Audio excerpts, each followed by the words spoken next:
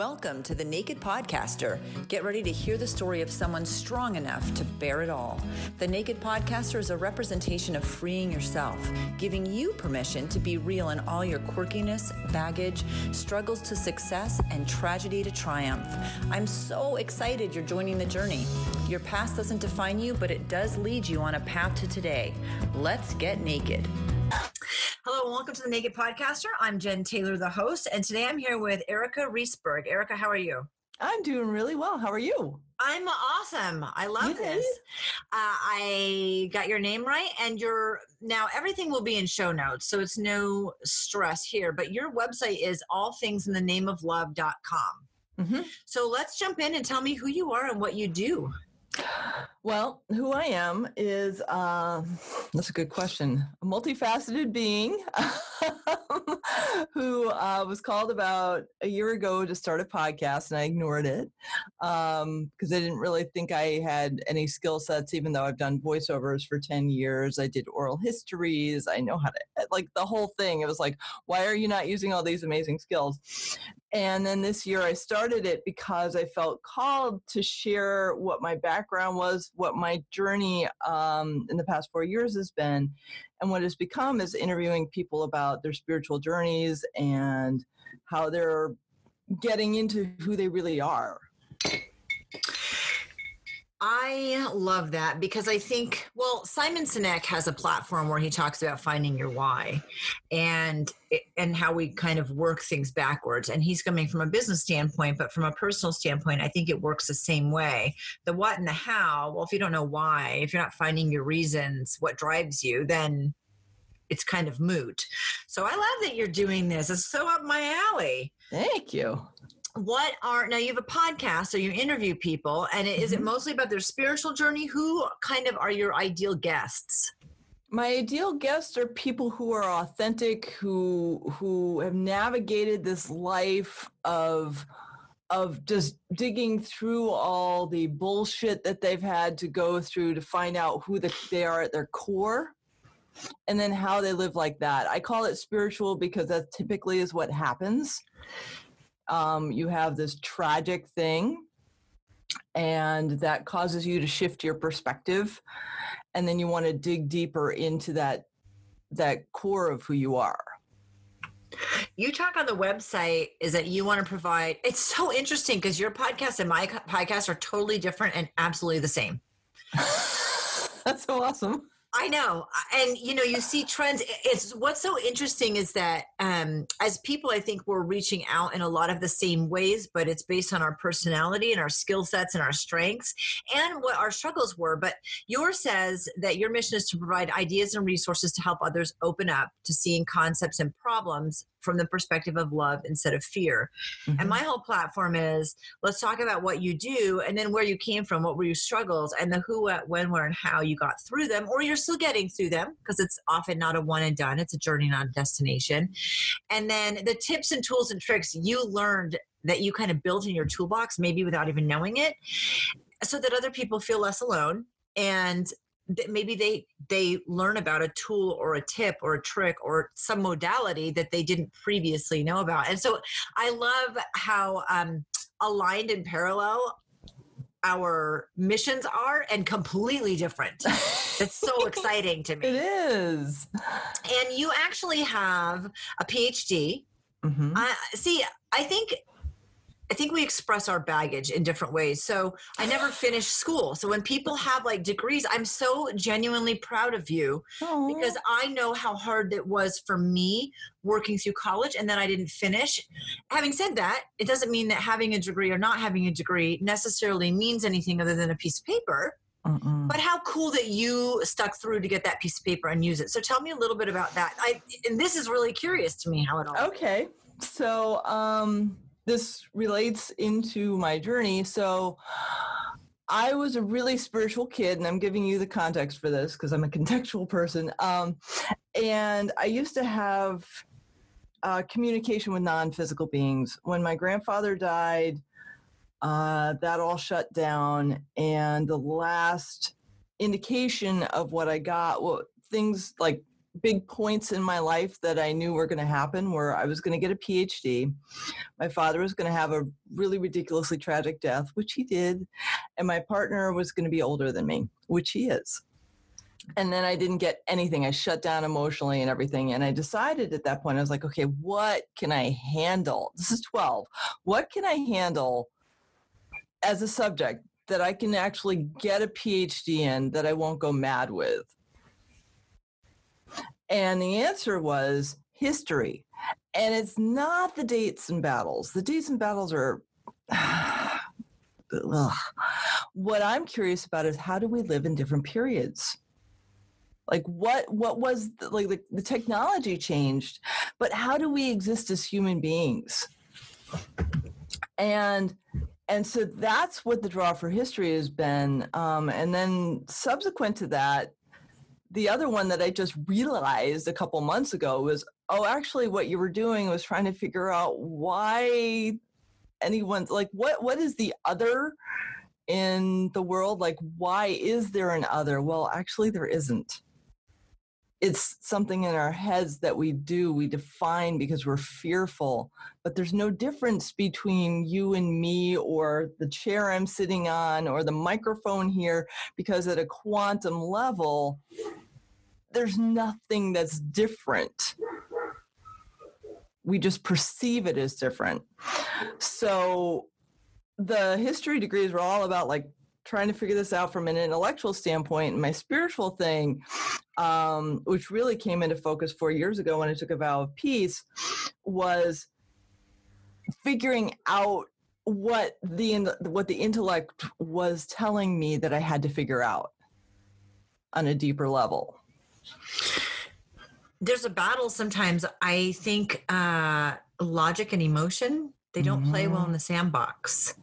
And I know, I mean, I've had situations, I remember with my partner where I was really pissed off, and he said, why are you pissed? And honestly, I was like, I don't know, because logically this makes absolutely no sense. And I recognize that it makes no sense, but emotionally I'm really reacting strongly. And so I think it's less about you than it is about me. And I need to try to figure out where the logic and emotion connect, right? Is that kind of the connection you're talking about? Well, it is. And much bigger. It is. And what I will add to that is when you do get that trigger, that emotional, step back, give yourself a timeout and let yourself actually feel it, because all it wants is to have that attention. And we're trained that crying is a bad thing, or that really feeling like, let me sit with myself and actually feel everything so I can actually not carry this anymore. And for me, what I've learned as a practice is, since beautiful, amazing academic head likes to trip me up. And I like to be in the present, because I love just experiencing. I don't want to plan things 6 months out. I'm at a point right now where, like, if somebody says, let's do something in January, I'm like, oh, that's too far away, because I'm so happy in this, like, just being. And when I'm not there, what I do is I put my hands on my heart and I inhale deeply through my nose and exhale deeply through my mouth. And I do that a few times to just get out of my head. Which is really hard. And that's why I always say, they just don't play well. So you need to, and I'm glad in that moment, at least in that one, I was like, wait a minute, let me just feel this and figure it out, because it does not make any sense. And there's no reason I should be reacting. So, anyway, I love that. So now let's take me back. We touched on things a little bit, which I kind of knew we would when I brought up the PhD, but like, let's go back, because you had a traumatic history from the day you were born, essentially. Pretty much, yeah. I was born with a right hip that wasn't fully formed. And that was in the lovely year of 1969. And so at the time, the technology wasn't all that hot. And by 6 months, I was in traction. And my dad was a high school teacher, and the shop kids built a little traction thing for me so I could stay at home, because otherwise it would have been the hospital. So that was really amazing, and it was still torture because you're 6 months old and you don't get what the hell is going on. You just know you're in pain. And one leg, if you're aware of the fact that you have different legs, this one leg is getting tugged. And after 6 months, they brought me into the doctor's office, and I was put in a body cast. And I escaped it 3 times. Right on. All right, Erica, that's my kind of girl, but probably not great for your parents or the doctors. So. Right. I mean, after the third time I broke it, he was like, she's just done. We'll just hope for the best. And fortunately and gratefully, I can walk normally. My right leg was about a half inch shorter than my left leg until about 5 years ago when I started using a Pilates reformer machine. And now I'm even. Holy cow, that's incredible. Pilates. I adore Pilates. Who knew? Yeah, because it's a stretching out. Right. Yeah. So it moved things back where they needed to be. Right. So that's I felt fear from pretty much 6 months on.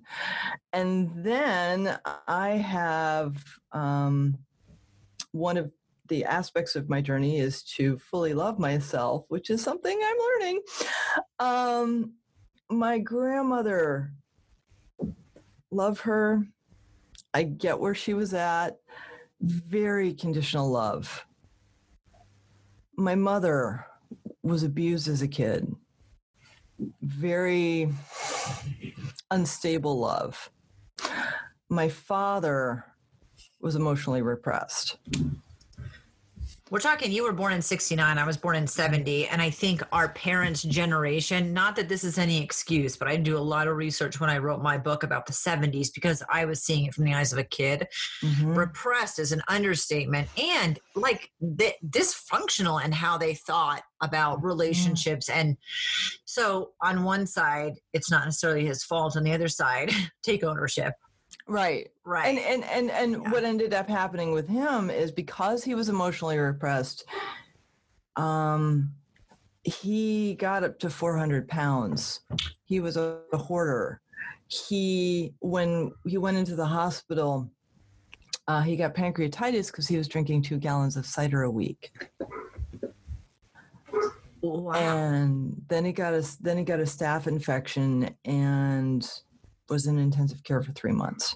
So that's what I mean by dramatic. I mean, it was really dramatic. And I was living out in Washington and he was in Connecticut. So I had to fly back and forth a couple times.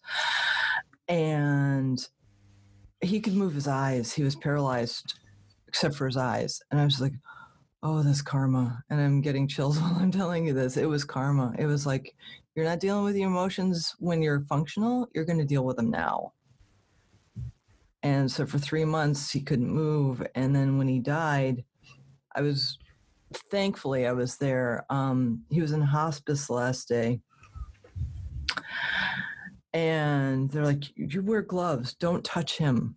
I'm like, you gotta be fucking kidding me. He's dying. I have a healthy immune system. I know how to take care of myself. I know the supplements, and because that's what I do with my research is I research supplements now and I make myself super healthy. But so I take the gloves off and I just touch him because what he needs is human touch. He's dying. I can't allow the rules to keep me from showing him my love. And that day we left for the day because we're like, the doctor's like, he could be around for another day. And we didn't want to spend the entire day there because it's really super depressing. So we get in the car, we start driving home. I hear my phone. I say, Mom, Dad died. That's the hospital. I turn around, I get back. I go into the hospice room I look at his body and that's not him. I don't recognize him. He's jaundiced. He's lost 100 pounds. He's not in there. And then I feel, and it was a soul. And he scattered across the universe. And it was the most profound reassurance to me. Not just for him, but for all of us. That we're okay. We just leave this body, but we're okay. Better, maybe. Yeah. How difficult was the journey with him, especially in that last 3 months after I'm going to use the word baggage, might not be the right word, of childhood growing up with him? Well, what was hard was, so a seminal point in my life is when my grandfather dies. My grandfather's my best friend. He is the one that sees me. He celebrates me. He's joyful with me, not with anyone else in the family, but with me. There's this amazing relationship. And so he dies and nobody gets that because they're all dysfunctional people and they don't see that this can happen, intergenerational. My dad, who had been taking me we had a cabin on a little lake in Connecticut, and he'd take me in the boat and he'd go, Rick, look, it's a beaver. Or look at the turtle sunning himself. And I had this amazing magical experience with him until my grandfather died. And so I lost 2 people. And I wanted like that deep connection with nature, that knowing, sorry about that knocking, that deep knowing of I'm part of everything got shut down because Grandpa dies. I'm not allowed to go down to the beach anymore for reasons I still don't understand. My dad shuts off. I don't have anyone to communicate with. So, and through the next 30 years, I try to reach out and be, Dad, let's do stuff together. Let's have that connection again. And he couldn't do it. So having him paralyzed, was so frustrating because I saw all that he could have been. And I that's a gift I have, is I can see the souls of people. I see how beautiful everyone is, to the exclusion of ignoring their baggage, which is, it's a coping mechanism, and I know it, and I'm cleaning that out as we speak. But, having that this is what you were. Why couldn't you have been here? That was the hardest part for me, to see him throwing his life away because he couldn't love himself. What was the eating the weight from? Was that his process of emotions, do you feel? Yeah. That and the shopping. He hoarded fishing equipment, he hoarded books, he hoarded clothes, like ridiculous, and newspapers. My mom spent 6 months cleaning out the house just of newspapers. How did she deal with all of this situation? It was a battle. We both had this one. I remember one time I come home from college and he also hoarded food. So I open the refrigerator and it's packed and there's stuff that's like science experiments. And I start tossing it, knowing that he's not going to come home and find me because he won't notice it if he doesn't see me doing it. Well, he came home early and we had an epic battle. And I have cheese that's like, it's not blue cheese, but it's become blue cheese. And I tossed it And he pulls it out of the garbage. He's like, what's wrong with it?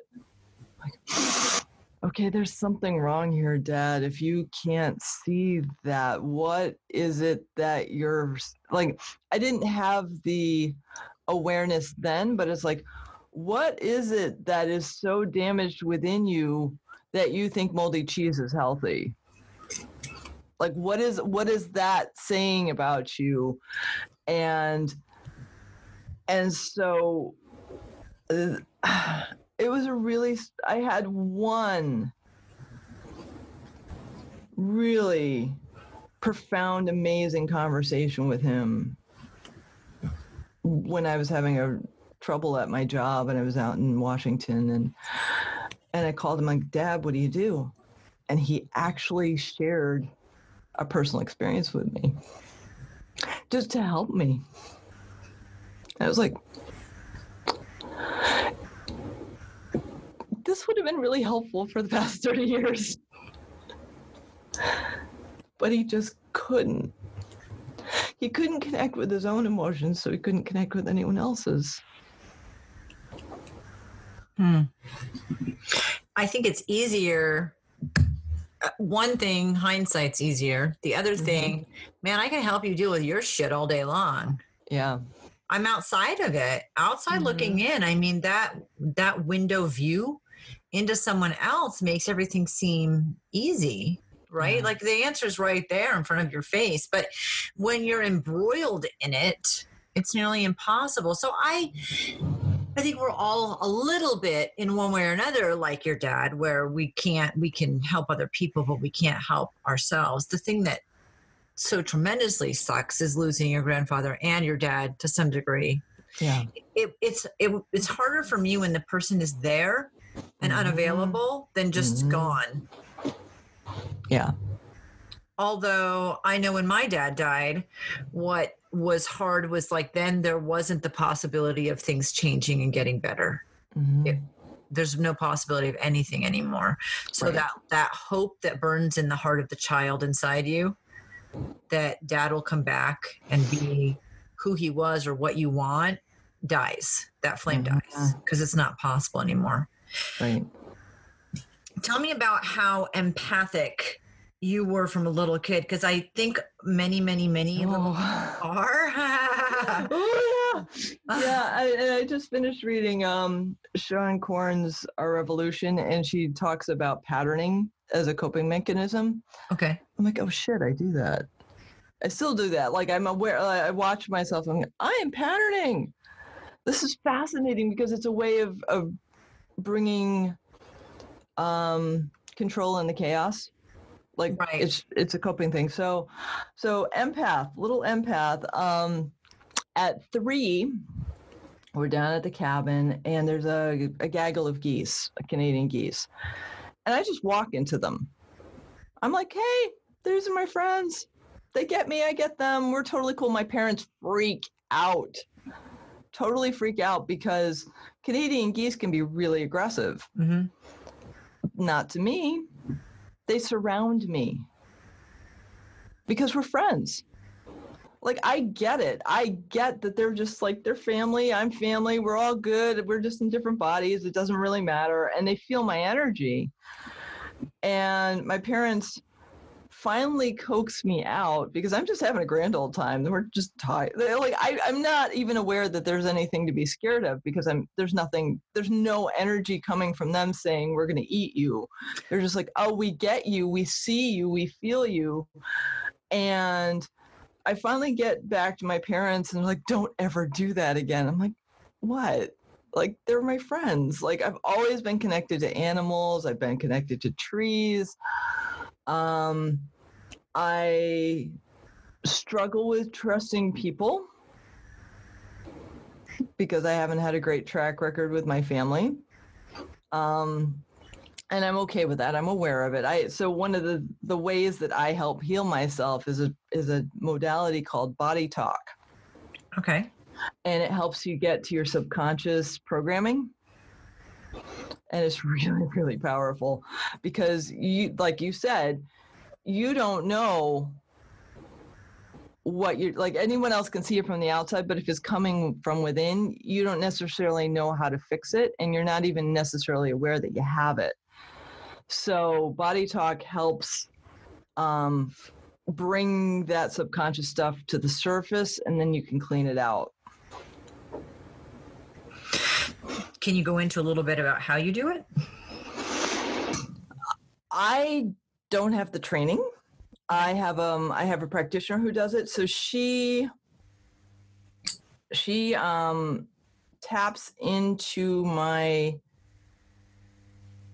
non-physical part of me, which we all have, and finds out what is going on within my body that is causing discomfort or pain. So for example, last month, my lips have been chapped since like around May, like serious, like peeling off, can't do anything with it. She tunes into it. She figures out what it is. My lips aren't cracked anymore. So your body always talks to you. And if you're having a physical symptom, it's your body trying to tell you something. So for example, if your liver is, if you're feeling a little off or your energy is low, your liver's probably needing some love. So drink some dandelion tea. So for me, this particular modality is ridiculously powerful because I trust my practitioner. I love her. And I know she's helping me become more of who I really am. It sounds like I have an energy worker. She does Reiki, but she's actually from Brazil and she got her training there, and it's called Energy of the Soul. Oh, that's beautiful. And it is beautiful. And what she does is beautiful. And she's got her background in science. So she's got like 3 degrees, a doctorate, a master's. So what was great for someone like me or for the logical brain, I was like, so I need to understand how this works. And she gives me the scientific explanation that's proven. And, like, this is what we do. That's awesome. In science. Right. And I'm like, oh, like I get it now. And then I can let go of my brain holding me up to just relax and allow things to happen. Mm-hmm. And often you're right. I mean, when I work with her, it's never what I think it's going to be the whole session. And it's always unexpected. She's one of the only people I'm like, no, I'm constantly pissed at you because it's not what I want to hear, but it's exactly what I want to hear. And it's always super positive. And so same sort of, I think, probably different modality for the same sort of result type of thing. Yeah. Where you're trying to figure out why is your body reacting. And I know that, like, my husband was saying, okay, well, that's a little woo-woo. And I'm like, hey, every time you play a basketball game, you know how you get diarrhea? Or remember when you told me about speaking in front of the class at school and that you would actually physically throw up? So that's your body having a physical reaction to something emotional. Yeah. So once you get that your body's constantly having a physical reaction to something emotional, and you can tap in like, oh yeah, I do that. This is what happens to me every time I'm in this situation. I'm reacting physically to the situation. Then you get it. And any man, especially men who don't understand the power behind the sort of energy work that you're talking about or I'm talking about, is if they like Bruce Lee, they can't ever say anything about energy work not being a thing, because yeah, Bruce Lee is like the king of doing abnormally awesome feats with his body that shouldn't be possible because he was using energy. Right. So I'm like, you like Bruce Lee, right? Okay. Do I need to say more? I don't think so. But so for people who are questioning that sort of spiritual awakening or guiding or your body holding on, I mean, there's a couple ways it's so easy to explain, but I love that. I love that's the same sort of thing that you're explaining, though. Yeah.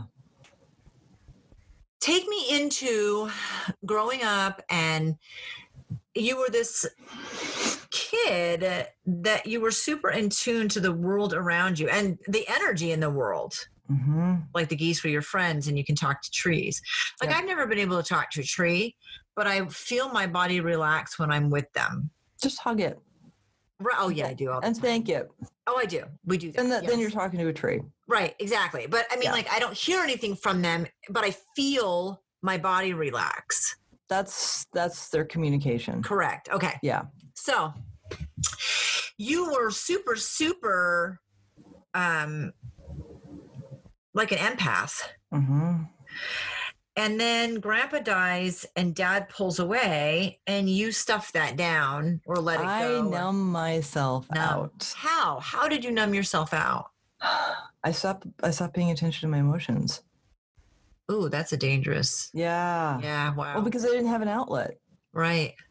So I just numb myself out. And our society makes it really easy. Don't they?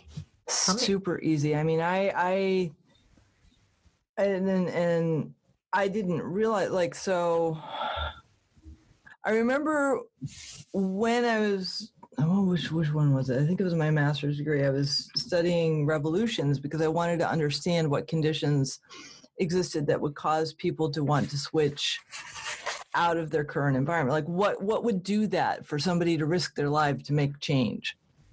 Really curious. And then I read a book called, it sounds really sweet, The Cambodian Odyssey. Oh my gosh, what a traumatic book. Super, super traumatic because it's about the Cambodian Revolution.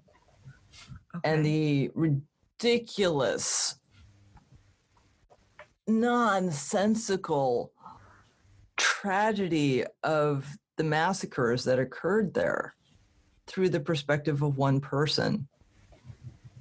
And that was so shocking. I pulled in more because it was too painful.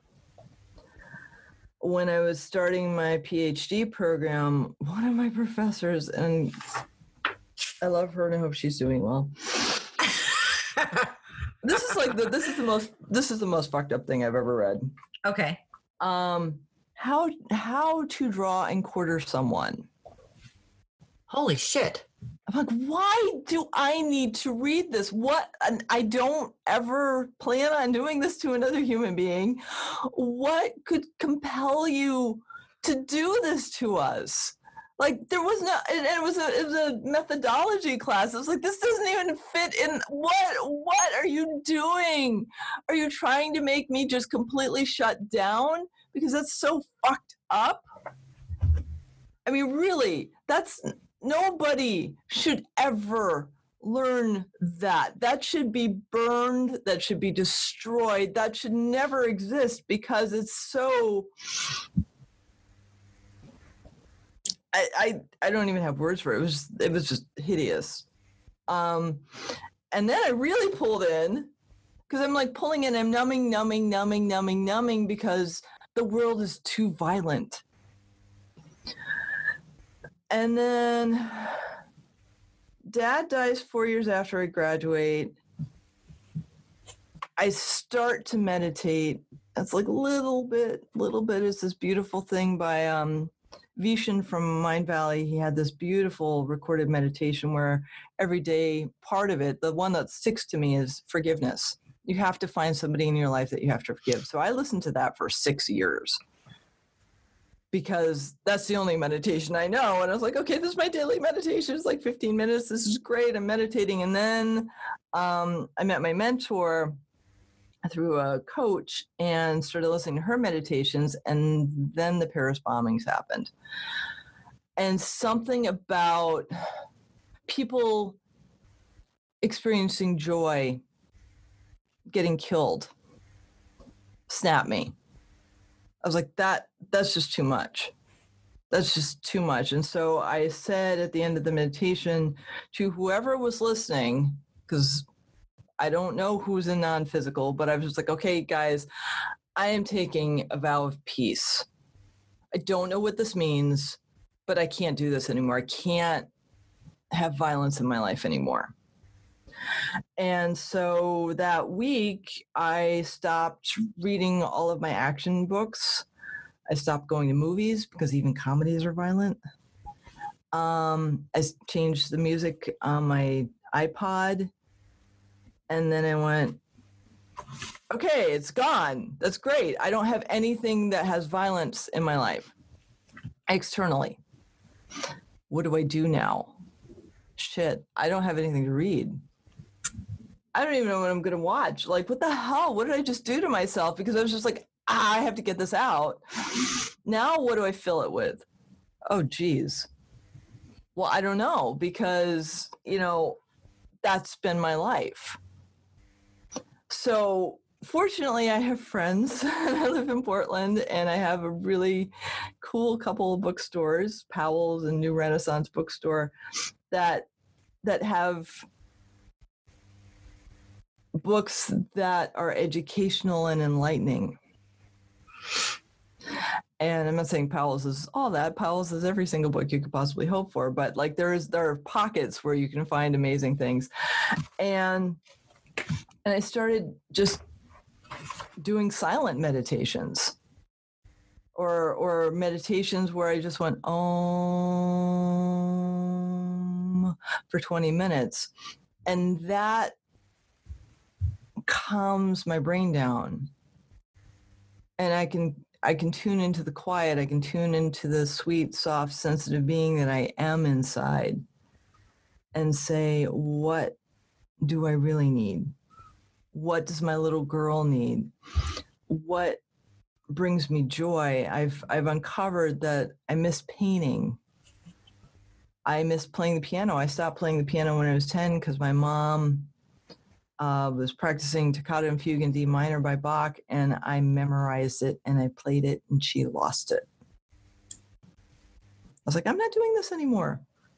I don't want to deal with the consequences of my skills flipping my mom out at me, so I'm just not going to play. So I have a keyboard. I have more essential oils than I think I should. How is that possible? I don't know. The box is getting pretty full. And, I'm starting to make my own facial products and my own skin products because that brings me joy. That brings my little girl joy, because I remember her doing that on a really strange scale when I was little. I used to mix Love's Baby Soft? Yeah. Oh my gosh. And baby powder, because I was like, my little girl was, I'm an alchemist. I'm trying to figure this out. What is it? And then it became cement, and then I'd leave it in the basement. And then my parents, when they cleaned out the basement, are like, what is this stuff? And I'm like, oops. Those are my experiments. Yep. Failed somewhat. Yep. It's okay. I didn't know about rose herbs, so okay. I think we all did that. I remember making my own lipstick and making a commercial about my own lipstick. That's such a weird memory. I know. And of course it was purple. Don't be ridiculous. What color would it be? Yeah, I mean, come on. What other color? Why would you have any other color?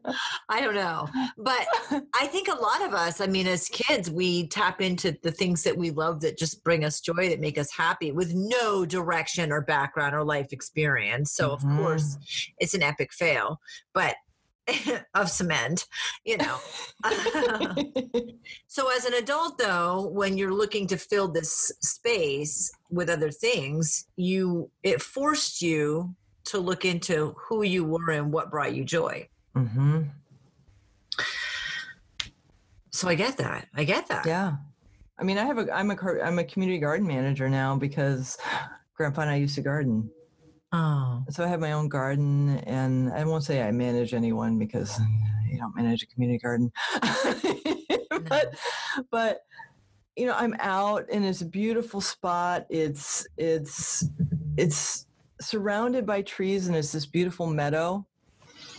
And so it brings me peace, because I'm out. I see the hummingbirds, I see the stellar jays, I see the rabbits, and I'm back connecting, and there's a big cedar at the base of the garden that I've determined is the anchor of the whole place. And I will go up and I will hug it. I will tell it how much I love it. I thank it for guarding the space.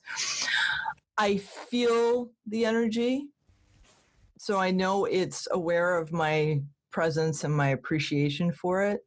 It doesn't talk back to me, but it knows I love it. So it's really beautiful that I'm able to just allow myself to feel that again instead of thinking that it matters if somebody judges me. Oh, well, we're also, I remember, I know having kids has been the most eye-opening for me because I'm instantly embarrassed. You know, I mean, I wouldn't walk up to a person and say, why are your front teeth black? But a kid in the grocery store line, this is an actual one that happened, did. And I'm horrified because you don't put your ass on the line. You don't ask tough questions. You don't point out things that other people are uncomfortable about. When the kids go up and say, your necklace is really beautiful, did you make it? No problem. No problem. But you don't ask why people's teeth are black. And I think, kids are so raw and vulnerable, like you're explaining yourself with nature and stuff. And we squash the hell out of it. But it's really, really, even being aware of that, it's really hard not to some degree, so that you don't get your ass beat when you ask or say the wrong thing because you're just feeling like it. Being conscious of other people and knowing society norms. I mean, I don't know where that line is or where that balance is, but I don't know that it's wise to verbally vomit anything that comes to our mind anytime in society. Well, at the same time, you don't want to squash the little girl. Well, I think there's a balance of not being being mindful of your presentation. Like say, oh, I noticed your teeth are black. What's going on with that? And saying, what the hell is going on with your teeth being black? It's a different energy because you're like saying, so tell me about the black teeth. What's going on? Because right. That way you're able to hear them in a way that isn't judging, which is really helpful because judging is such a condition that we all have. Which is what you just described with not caring what people think when you're talking to the tree. See, we bypass this, why are your teeth black, and go straight into don't say anything and judge people that try.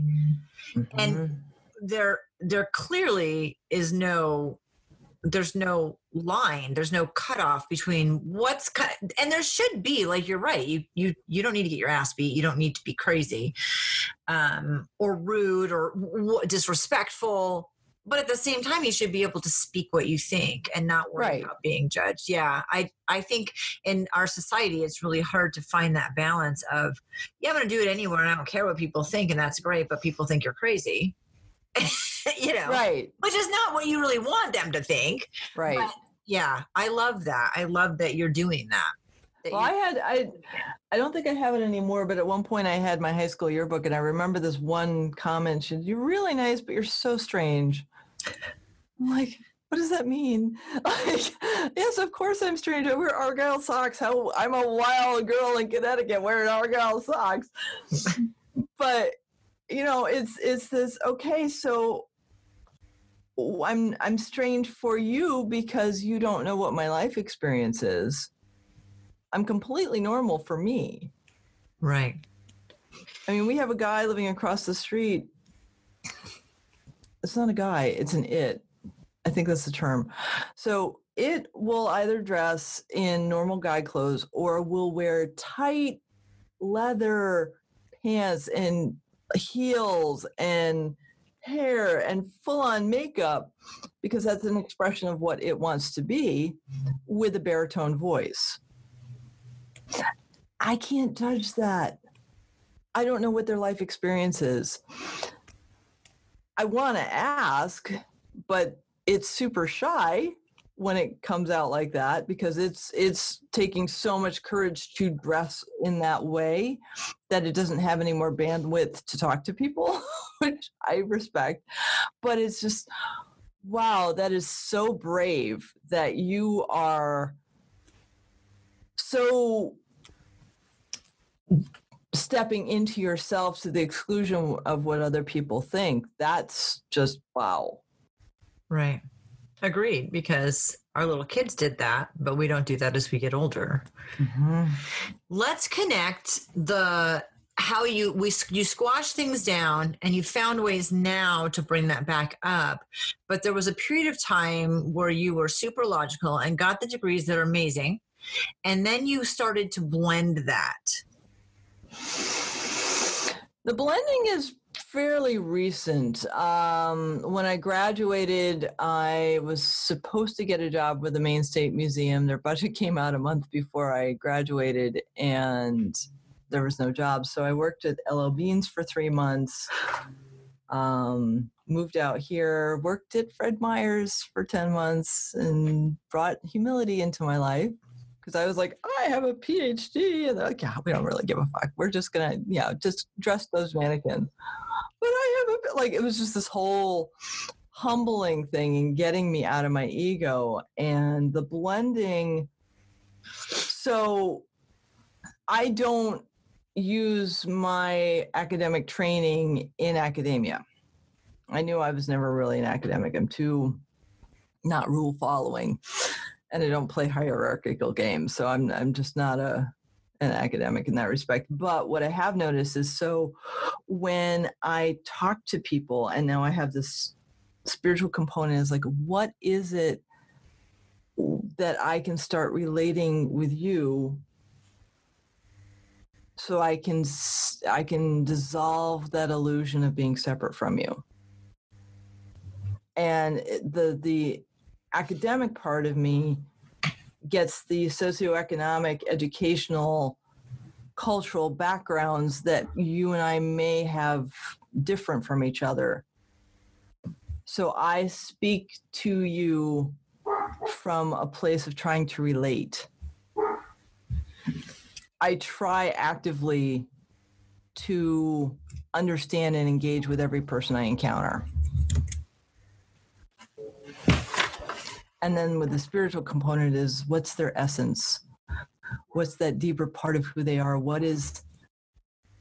How can I love them? Which is a practice. I haven't mastered it yet, but it's a conscious awareness that every being is love. I might not see it. That doesn't mean it's not there. Do you try to figure out in what way is that, what the goal is? I try to connect with it. And sometimes I actually do. Most of the time I just connect. Like, I can connect with you on our mutual experiences of growing up in the 70s, which is a trip. In New England. I was raised in Rhode Island. Yeah. Okay. So, yeah. See, so I think when we meet people, I know for me, I have intent behind this, but I think we do this subconsciously a lot of the time. We try to find the common denominators. Mm-hmm. We could have been wildly different in age and demographic and time period and like all of that stuff, country. Mm-hmm. So I really try hard to find where are our common denominators, because those are the things that easily and quickly connect us. Mm-hmm. They're certainly not the only ones, and quite possibly not the strongest ones, but they are the initial denominators that we can find to create a connection with someone we don't really know, or to explain something we don't understand. Right. So I have an intent behind that, and you have an intent behind that in very different ways. Like, who is this, and what's the denominator that I should be looking for to find love in that person? So the last few years have been enlightening. You told me about your dad. I'll call it a premonition, but that innate sense of those three things. And one was that your dad would die horribly, which he did. Another one was that you would be with somebody older than you. And I am blanking the third one. Getting my PhD. Oh, your PhD. Oh, we did that one. Okay, that's why I probably just passed. Okay, so let's do the third one. The third one. Yay. Oh man, this is a trip. So I moved to Maine in 1996 and get a temp job. Doesn't work out. I end up with another temp agency. I walk in a building that's an engineering firm, and I meet some of the engineers, and one of them is just like, oh my gosh, I know you. And we both felt it. It was a very strong connection. And over the course of 2 years, I ended up leaving my beloved ex-husband, who was really, really, really, really unhealthy for me, because you keep bringing in what is unhealthy for you until you heal it. And starting my PhD. And then a couple years later, he got divorced, and then we got together, and we've been together since 2004. Wow. Yeah. How great that you met with such a strong connection, and yet it wasn't intimate in the way traditionally I think we feel, like getting married, or being it wasn't sexual or intimate in that way. Right. But you spent years knowing each other, and I'm going to go out on a limb and say, being support for each other. Yeah. Yeah. Oh, yeah. He got my GRE book for me so I could take the GREs, but I did. But he was the one that got them for me. My ex-husband reprogrammed our hard drive so I couldn't sign up for FAFSA the weekend that I was supposed to sign up for it. Perfect. Yeah. Yeah. I love that. Yeah. He was amazing. Yeah. And I want to point out that you said we do subconsciously continue to bring into our life what we haven't healed. Interestingly enough, I like to take that a step further with you. Yeah. When we bring in the opposite, it's scary as hell, and we do our best to squash it because it's not familiar. Mm-hmm. So I know for me, I was like, I am ready to do this differently. I need to heal this. I cannot continue to bring the same thing into my life. So I did just that. I brought in exactly what I needed and loved and wanted. And God, it was awful. It was great. And then there was a couple months of really, really total awfulness. Mm-hmm. And then it was better than I ever imagined. But I feel like we self-sabotage because even though we hate what we're bringing into our lives, it is familiar, and there's safety in that, right? In the knowing. Let's end on a high note. Yes. And tell me about what you've seen in your podcast, what you've felt, what you've heard, as far as people talking to you. We kind of touched on, I asked you, who do you work with? And it's people that are at a certain point in their journey that are willing to talk about their journey. They're at least on it, because it's not a destination. Right. Tell me some of have there been aha moments? Do you notice threads of similarity? And let's end kind of on that high note of all things in the name of love.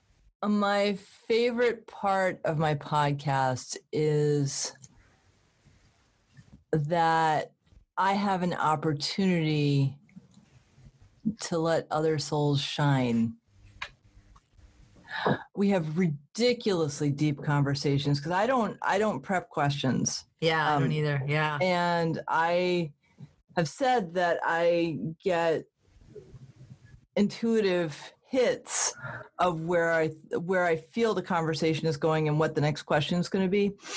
And every single time I'm just so blown away by how profound each person is, how much they're sharing their own personal path, and how amazing each one is. It really is. It's just so amazing. Like people that I would have never guessed, or having the courage to ask complete strangers to be on my show, that my ego's like, but they're famous. I'm like, it doesn't matter. They're people. So just opening myself up to feeling the call to ask whomever it is to be on my show, because that's the person I'm called to speak to shine the light on their soul. So put you way outside of your comfort zone in some ways. Mm-hmm. And then very much. I was just going to share, like, my initial thing was I was going to share what I did past taking the violence out of my life. I've actually become plant-based in the past 4 months.